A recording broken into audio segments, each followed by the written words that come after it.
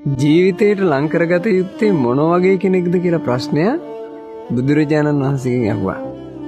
බුදුරජාණන් වහන්සේ වදාලා පවට ලැජ්ජාව තියෙන කෙනෙක්ව ලං කරගන්න.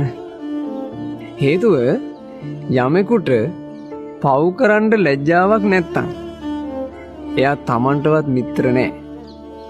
එහෙව් කෙනෙක් කොහොමද තව කෙනෙකුට මිත්‍රෙක් වෙන්නේ? යම් ස්ත්‍රියකට පුරුෂයෙකුට පව් කරන්න ලැජ්ජාවක් නැත්තම් එයා Tamanටම ආදරේ නෑ. ඒ නිසා ඇත්තම මිත්‍රත්වය, ඇත්තම ආදරේ ඔබගෙන් පටන් ගන්න ඕන එක. Taman Tamanට ආදරේ කරන්න. Taman Tamanට මිත්‍ර වෙන්න. පසේ නදී කෝසල රජුරවන්ට බුදුරජාණන් වහන්සේ වදාලා උඩයට සරසට මේ ලෝකේ හාත්පස විමසා බැලුවත් බුද්ධිමත් මිනිසෙකුට නම් Tamanටත් වඩා ආදරය කරන වෙන කෙනෙක්ව හොයාගන්න නැහැ කිව්වා. Taman Tamanට ආදරේ නම් පවට ලැජ්ජා වෙන්න ඕනේ. පව් කරන්න බය වෙන්න ඕනේ. යම්කිසි කෙනෙක් සිතකය වචනයෙන් පව් කර නම් ජීවිතය ගත කරන්නේ ඔහු Tamanටම සතුරෙක් වගේ. ඒ බඳු කෙනෙක් ජීවිතයට ලං කරගත්තොත් භයානක හතුරෙක් ලං කරගත්තා වගේ. පව් කරන තැනැත්තා Tamanටවත් අනුන්ටවත් ආදරණීය නැහැ. පව් කරන තැනැත්තෙක් Tamanටවත් අනුන්ටවත් මිත්‍රශීලීත් නැහැ.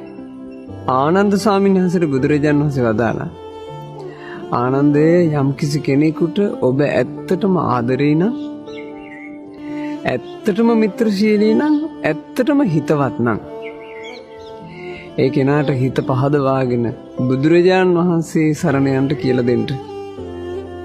හිත පහදවාගෙන ධර්මයේ සරණ යන්න කියලා දෙන්න. හිත පහදවාගෙන ශ්‍රාවක සංඝයා සරණ යන්න කියලා දෙන්න. පවින් වැළකීලා සිල්වත් වෙන්න කියලා දෙන්න කියලා. ඒක තමයි ඇත්තම ආදරේ. ඒක තමයි ඇත්තම හිතවත්කම. ඔබට ඇත්තටම ආදරේ නම් ඔබ තමන්ව පවින් බේරගන්න. තමන්ව අකුසලයෙන් බේරගන්න. ඔබට පුළුවන් වෙයි එතකොට ඔබ උදෙසාම ආදරය කරන්න, ඔබ උදෙසාම මිත්‍රශීලී වෙන්න. ඒ බඳු කෙනෙකුට පුළුවන් තවත් කෙනෙකුට ආදරය කරන්න, තවත් කෙනෙකුට හිතවත් වෙන්න, තවත් කෙනෙකුට මිත්‍රශීලී වෙන්න. ඒ නිසා ඇත්තම ආදරේ ඔබ අඳුනගත්තොත් ආදරේ නමින් ජීවිතේ විනාශ කරගන්නේ නැතුව ඔබව රැකගන්න ඔබට පුළුවන් වෙයි. Tamanටත් ඇත්තටම ආදරය කරන, අනිත් අයටත් හැබෑම මිත්‍රත්වයක් බෙදන